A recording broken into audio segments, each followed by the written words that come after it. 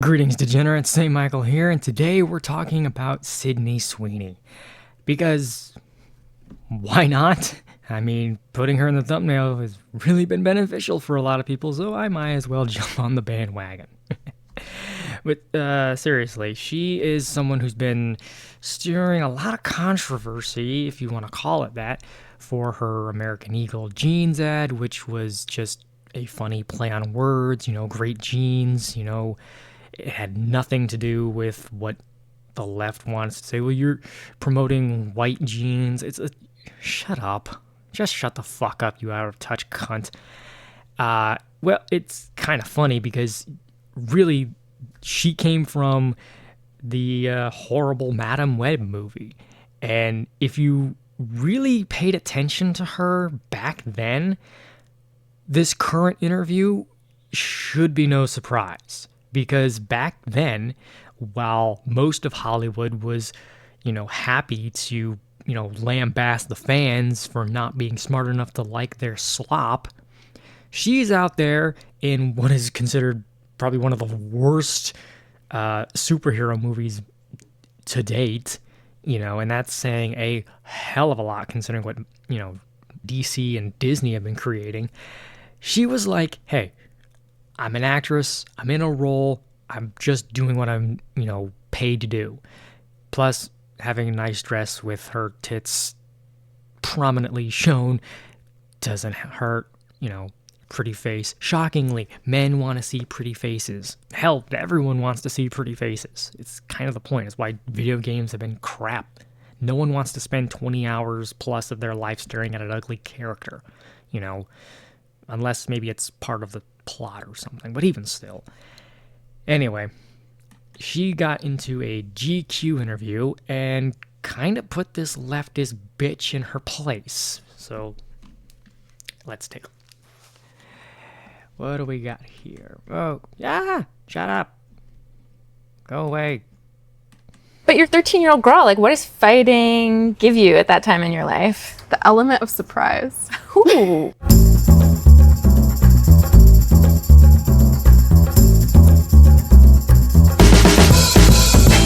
In the shoe game.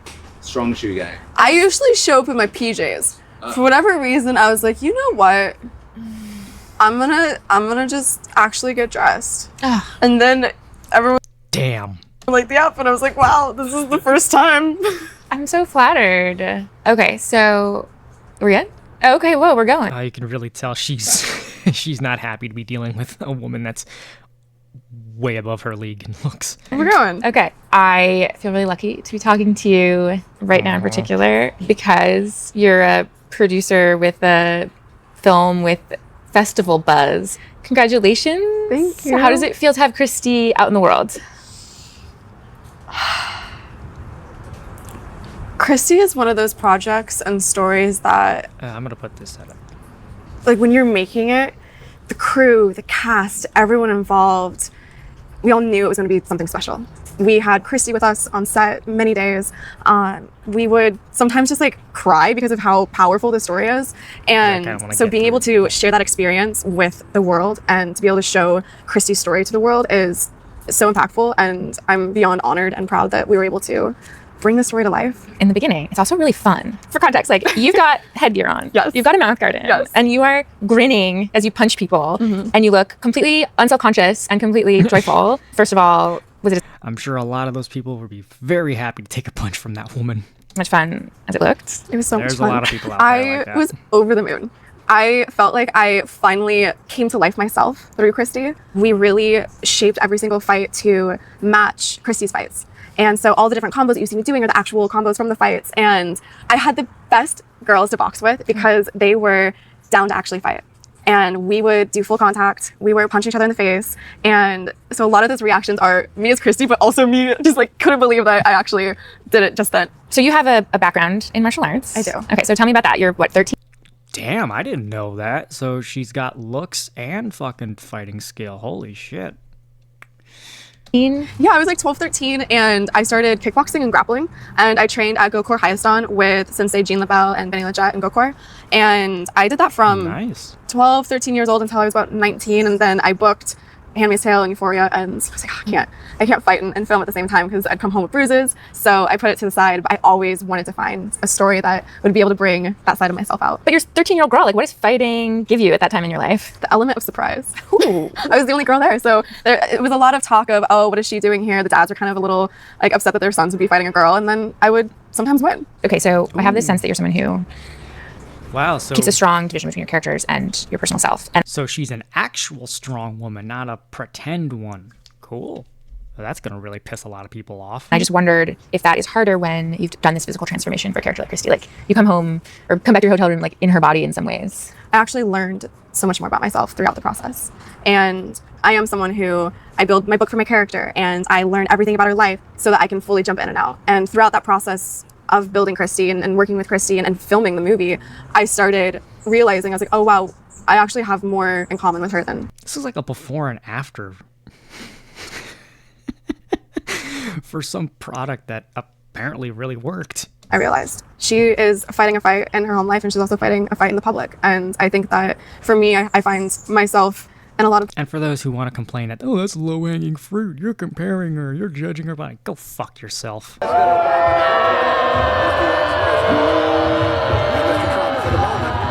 Battles, both in front and not in front of the world. So men are visual creatures. I definitely can relate.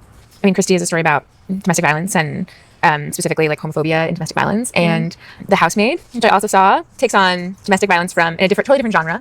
And then I did read that your American Eagle collection benefited a domestic violence charity. Is that, did I have all that right? Yes. Okay. You spent a lot of time this year working. Also, she took the money she made from apparently promoting eugenics to help women and those who are in domestic... Wow, what a horrible, evil person. Around that issue, and I just wondered if it meant something to you. It does. I always speak out about something that is important to me, and for me to speak out, I use art, and I think that through my characters in my movies, it's a way for me to be able to do my part that I can and spread awareness in different ways through my characters, and that's how I've always learned to communicate, and it's really important. If I look at your IMDb page, Okay, I'm thinking about, you're on Euphoria, which is a show that covers a lot of topics without taking a moral stance on any of them. And you did Reality, which I love, which like brought a lot of attention and humanity to the story of Reality Winner, the whistleblower. It does not look like a very political career, but you have become very swept up in politics. And so I wondered if that has surprised you as you put your ideas and yourself into art, not commentary. She got swept up in politics because cunts like you want to make a fucking play on words about jeans into some white supremacist thing. It's because people like you want to interject every fucking sense of escapism, from video games to sports to movies to TV to every fucking... It's down to D&D, for God's sakes. You want to put your goddamn fucking woke politics in everything so that no matter what, we have to fucking talk about politics no matter what it is. I don't care. I mean, I talk about politics for, my videos and shit, but I don't want to have to talk about politics for everything. I just want to shut up, shut my brain off, and enjoy something. I've always believed that I'm not here to tell people what to think. I'm just here to kind of... Great fucking answer. That is how every fucking actor and actress should fucking be. Your job is to not tell people what to think. Your job is to shut the fuck up and just play pretend and make millions. Open their eyes to different ideas. And so I think that's why I gravitate towards characters and stories that are complicated and are maybe morally questionable, and characters that are on the page hard to like, but then you find the humanity underneath them. And that's what I've always leaned towards. I think a lot of people feel like it's better for art if artists can keep themselves a little bit separate from politics. Yeah, I've never talked about my personal life. Tell that to Mark Hamill and Mark Ruffalo. No. So what I'm going to do is talk about your year as a phenomenon in the culture, okay? Phenomenon. And a big thing that happened to you this year is that you ended your engagement. Fucking blame you And for that. I got push notifications about it. And we all sort of looked up and we're like, oh, Sydney Sweeney isn't just a talented actress and an up-and-coming producer. She's someone that people are really obsessed with and really fascinated by. Oh, man. I know. And God, I wonder why. What would a pretty blonde actress have obsessions over? Like, why would people care? Oh no, I wonder what it could possibly be. Could it be she's hot and has tits? I wondered, did your sense of your own fame change this year? No. I surround myself with a really, really strong group of people who have been in my life since I was little. And they take me out of Hollywood, take me out of this bubble, and remind me what the real world is. And that right there is another key factor. She's no dummy. She gets herself out of that Hollywood bubble echo chamber and be like, hey, you know what? You know, not everyone agrees with you. Not everyone is a fucking yes man. There are people out there that can't afford fucking gasoline right now. Don't think you're so much better. Stop huffing your own farts. That's where I exist. The idea of fame, it doesn't apply to my personal life. I'm just said. You can't feel the difference in the volume at times. If I turn on my phone, yes. If I have my phone off and I'm home, no. Oh, Right. obviously, Okay. yeah. So what is it like Take a now step away from things. being single? Are you single? I'm single. Okay, you're single. You are out there now as You hear that, guys? So there's a chance. No, I'm not. a person who has a lot of power, I would say. Person who people are obsessed with, and someone who I gather is like really, really focused on their work. So I wonder, how does that change what you're looking for? I don't think I'm looking for a man right now. What I've learned this year is that I have a really, really amazing group of girlfriends, and I am strong and independent, and that I'm going to be okay. If love... I mean, I understand maybe she means it differently, but I those words just hit the ear wrong nowadays through just so much constant propaganda. It's like, I'm a strong, independent woman, except when, I want men's tax money to pay for my abortion. finds me, love finds me. I'm a hopeless romantic, so I hope love finds me. But I'm not the type of person that wants to go out all the time. And I do believe in true love and wanting to be with someone for the rest of my life. So I'm not. That's also a good thing as well. I found it in my own life that looking for something,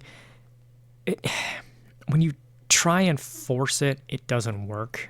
So I just I didn't sit back and let life go by, but I kind of sat back and let life happen, and I ended up finding someone, and it's been going great for almost 5 years. Couldn't be happier. You won't see me jumping around a lot of places. Wait, jumping around a lot of places like Guys. Oh, okay. Yeah. Okay. So you are making Anyone But You, and there's sort of, what do we call it, like a game almost with sort of letting rumors build about you and Glenn, and we all now know that was a projection, let's say, on our parts. That wasn't real. But it occurred to me that maybe that story doesn't go so viral if Shocked. you're not a very private person. I imagine there are personal benefits to being private about your personal life, but are there also professional benefits to being private about your personal life? The professional benefits for me and being private is for my own just health and sanity. If I let everybody in all the time, I have nothing for myself. And I am... And that means very different things considering she's a woman. Keep that in mind, when ladies, don't let anyone cross your border. just a 27-year-old, or 28 now. I turned 28 yesterday. Happy birthday. Thank you. But I'm just a 28-year-old woman who's trying to figure it out. And I'm still learning, and I'm going to make mistakes, and I'm going to grow. And I think that it's important to be able to do that without having to say every single thing all the time. Right. Okay. But so you're never tempted to just like open your notes app and say, this is what I really think, and this is who I am, and this is what's going on in my life, and like stop guessing and projecting. You can really see this woman's trying to push Sydney into something, and she's just not taking the bait. And this is just going to make her more likable. I mean, it's one thing to be a pretty face. It's one thing to be, a decent actress. It's another to be a grounded person. And in Hollywood, that's a fucking rarity, man. That is a rarity. And not only that, this is a rarity for women in Hollywood, when it's a very vain, self-absorbed environment. And, shelf lives and looks, that's kind of the currency of Hollywood. I mean, that and attention. Offense to my girlfriends, but Okay. other than that, no. No. Okay. That's honestly really impressive. Like, I know who I am. right. I know what I value. I know that I'm a kind person. I know that I love a lot. And I know that I'm just excited to see what happens next. And so I don't really let other people define who I am. I'm happy to hear that. I have a secondhand concern for you lately. We're sort of talking around this American Eagle ad right now, and maybe we should just talk about it. So, were you surprised by the reaction? Here's kind of the meat of everything that's been going on, because she tries to again bait Sydney into this fucking bullshit about the jeans play on words of an ad. I did a jean ad. I mean, the reaction definitely was a surprise, but it was, I love jeans. All I wear are jeans. I'm literally in jeans and a t-shirt like every day of my life. Jeans are uncontroversial. Jeans are awesome.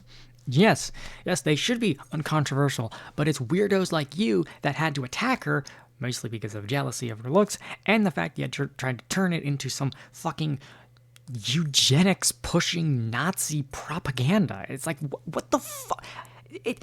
It's like these weirdos who say, did you know that orcs are actually coded for black people? It's like, if you think that, maybe you're the fucking racist and a retard. Yeah, I like your jeans. You look great in your jeans. I think I know how you're going to answer this, but I'm going to ask anyway. I mean, the president tweeted about the jeans ad, or Truth Social about the jeans ad, and that just seems to me like a very crazy moment for anyone, and I wondered what that was like. It was surreal. It was surreal. Mm-hmm. And it would be totally human. I would probably feel like thankful that somebody had my back in public, you know, and conveniently some very powerful people had my back in public. And I wondered if you felt that way. I mean, it would be kind of cool to have like the president tweet about you. I mean, that's pretty cool. I mean, to have, especially this current administration, like they're very tapped into meme culture. They're very tapped into like nerds and shit. I mean, for God's sakes, JD Vance dressed as his own meme. I mean, that is peak. We won. And I mean, I'd be like, I got tweeted about by the president. That's pretty dope. I don't think that, it's not that feeling I didn't have that feeling, but I wasn't thinking of it like that, or like of any of it. I kind of just put my phone away. I was filming every day. I'm filming Euphoria, so I'm working like 16-hour days, and I don't really bring my phone on set, so I work and then I go home and I go to sleep. So I don't really see a lot of it. You've made a really good case for keeping your thoughts and your life separate from that work. But the risk is that, you know, there's a chance that somebody will get some idea about what you think about certain issues and feel like, I don't want to see Christy because of that. Like, do you worry about that? No. If somebody... Again, another fucking bait question is like, do you care that people are gonna not like you and not support you because of your opinions? It's like, go fuck yourself. Look, here on my channel, like, if you don't like what I have to say, or you don't fucking like, for any reason, what I'm doing, guess what? Go away. I don't care. Because there's people that are. There's people that do. And you know, I'll find that audience. It may take time, but I'll find that audience. So, for the few people that want to bitch and complain about, oh, you're a racist, you're a Nazi, you're this, you're that. I had a comment from someone say, I'm not watching this. Well, good for you. What do you want? A fucking pat on the back, you fucking cocksucker? I don't care. You're in the channel. You're in the fucking video page enough to even comment that on the video you're not watching. Congratulations. Go fuck yourself. If somebody is closed off because of something they read online to a powerful story like Christy, then I hope something else can open their eyes to being open to art and being open to learning. And I'm not going to be affected by that. Yeah. You've come here like really willing to talk about this whole discourse that doesn't have that much to do with you, and I'm grateful for that. Is there something that you want to say about the ad itself? The Sydney Sweeney has great genes. Do you have... The ad spoke for itself. You think the ad spoke for itself? Okay. And the criticism of the content, which was basically that, maybe specifically in this political climate, like, white people shouldn't joke about genetic superiority. Like, that was... Oh, Jesus Christ. It's not a joke about white supremacy. It has nothing to do... See, this is, again, if you think orcs are black people, you're the fucking racist. If you see a thing that says great genes and you instantly think white people, maybe you have an inferiority complex. Maybe you think that white people somehow are better. Guess what? I don't. I don't give a flying fuck about race. I don't give a flying fuck about, genetics in that regard. Okay, I saw the ad and I thought, great genes. Oh, she's a pretty woman and she's selling jeans. She's got good genetics because she's symmetry, attractive, and those genes are well made. It's a fucking play on words, you dumbass. Kind of like the criticism, broadly speaking. And since you are talking about this, I just wanted to give you an opportunity to talk about that specifically. I think that when I have an issue that I want to speak about, people will hear. We should talk about Cassie. You got back together with Cassie. You spent some time in Cassie land. I am. I wondered if after the break and after the changes in your life since last time you were Cassie, if you came back to that role with a different perspective on her character, her arc. Mm-hmm. Well, Cassie and the whole world of Euphoria is now 5 years ahead. So all the characters are living in the real world. They're dealing with a very real world. She's so crazy because she's just so on her own plane and in her own world and thinks completely differently. It's such a Sam, like a lineup of really interesting storylines and characters, and being able to go back to Cassie and grow with her and out that you've talked about a lot, but I wonder how it's coming up now in your work is the way women actors and you are represented on screen. The early part of your career was defined by a lot of chatter about that, right? About is it empowering or not empowering, blah, blah, blah, like in regards to my body? Yeah, and like Cassie, I think. What? Okay. Look. She's a pretty girl, woman. I didn't mean it like that. She's a pretty woman who does line reading for a career. In an industry predicated on basically doing those two things, looking good and reading lines. What is this? These people are so fucking bridge troll fucking gross that they can't handle something that's better than them. You brought that out. And that doesn't really seem to be part of the story anymore. And I wonder if you feel like Hollywood is changing or if it has to do with being an actor, producer roles. I think that Hollywood changed when Harvey Weinstein got arrested. Now, by all means, I'm happy he did, but it's like, women were better looking back then. The conversation around it is changing. I've always looked at a woman's body as a very beautiful, powerful tool. I mean, ditto. That's kind of why I'm straight. But one drunken uncle always said this, and I find it so funny, is that dicks are funny, but pussies are political. Like, and it's so fucking true. Like, everything revolving about women and their body and, you know, sex. Because sex is a powerful tool for women. They hold the keys to the bedroom biologically, and I have no problem with that because that's how it's supposed to be. If men held the keys, it'd be a far different story. But like everything around your fucking body and sex and boobs and tits, why does that have to be political? It's for my body, for Christy. It's a challenge, but then also really amazing at the same time that we're capable of doing stuff like that and being able to tell stories through our body. And I've always looked at it that way. I've always looked at it as my body is another tool to tell this story. How does using that tool change when you are more in the driver's seat as a producer? I mean, I'm thinking about The Housemaid. Like, there's a scene in that where you're in this home theater and you're wearing like a push-up bra. And it's just like, okay, this is not a push-up bra, it's just my boobs. Oh. Wow. Ooh.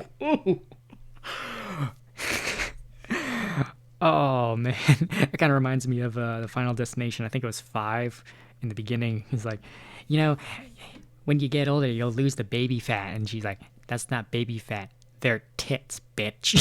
Olivia, have you slept with every hipster in town yet? Candace, do you actually get paid for this internship, or does Daddy just increase your allowance? You know, if you want to get rid of that baby fat, you should try the gym. They have these workout machines that you use on your back. You're good at that. Sweetie, it's not fat. They're called tits. Oh, fuck. What a clap. Oh, fact check me. Fact checking That's that. just like a sports bra or something? Yeah. Good God. Okay. I mean, she's wearing what she'd wear to bed. She's being comfortable. It's for herself. It's not for anybody else. Great. Yeah. That, I mean, that's sort of where I was going with it, though, is that watching that scene, I had this feeling of I kind of disagree because women, I don't care. For the most part, you don't dress like fucking hoes for yourself. This whole, I'm doing it for me. It's confidence for me. No, it ain't. You do it to be looked at. You do it because you want eyes. And even Sydney will do it because she's an actress and she's a woman. And she's got the assets. self-awareness and knowingness to this, that, you know, it is a casual sweatshirt, her boobs are out, and then you're like, the wife comes in and like comments on it in this way that to me felt very like funny. Letting Sydney use her body in this way, but also commenting on it in a knowing way that lets you know that we're all in on this joke. And I guess I wondered if that is a hallmark of having more control of the project. I think so. I think that as time goes on, people will see that I'm way more aware of things than people think. Can you say a little bit more? I mean, if I say it, then I like to let the art speak for itself. I think that's where it's fun. Okay, but you know that you are giving us permission to keep projecting a little bit. Like we're gonna keep taking what you do and like putting it up on our board of like, what does Sydney think? I can't wait to see what the board says. Okay. That felt like a punctuation. Wow. Beautiful. Awesome. Thank you. Thank you guys. Yeah, thank you guys. Okay, so that was the that interview, and she handled it really well. She wasn't, baited into anything of like, what do you think about, your ad? Do you think it promotes, white supremacy? Should white people be talking about their good genes? And it's like, it's a fucking commercial for clothing, you dumbass. Jesus Christ. But I think, in all honesty, if Sydney can keep this mentality and this attitude, I'm not saying she's some new MAGA, leader or anything, although I think she did say she was like registered as a Republican in Florida. I don't remember if that's true, and quite frankly, I don't care. I don't care about the politics of the fucking musicians or whatever. I liked Michael Jordan's kind of view on this. Republicans buy shoes as well. Why would you piss off half a potential audience when your entire kind of plan, your entire reason for existing and making money is not predicated on left or right? If you're selling shoes, you're selling a movie, like, sell it to the audience, whether it's an adult audience, a kid's audience, whatever, but sell it to people. And if she can keep this mentality, man, she's going to be huge, right? I mean, she's got the looks, she's got the skill, she's actors and producers, she can kick ass, and she's also got a very grounded mentality of, hey, I need people around me that aren't gonna push me into this bubble or gonna, check and balance me, and I'm just not gonna be high on my own supply. And I think more actors and actresses should have that mentality, but it's kind of tough, like I said, a world predicated on vanity and ego. So it's nice to see, and again, especially for an actress, to have a level-headed view of her own status and stature in the world, Anyways, let me know what you think. Are you a fan of hers? Have you ever seen any of her movies? Because quite frankly, I didn't. I've never actually seen her in a movie, I didn't watch Madam Web. No interest in it. Not even ironically. But, what do you think of her mentality? Do you like actors and actresses telling you what to think and feel on every daily basis for a tweet? Or do you like them just shutting the fuck up and doing their job? Because I prefer that. Anyways, and subscribe for more rants and whatever I feel like on this channel, because I just talk about things that bug the fuck out of me. God bless, and may demons fear when you wake in the morning.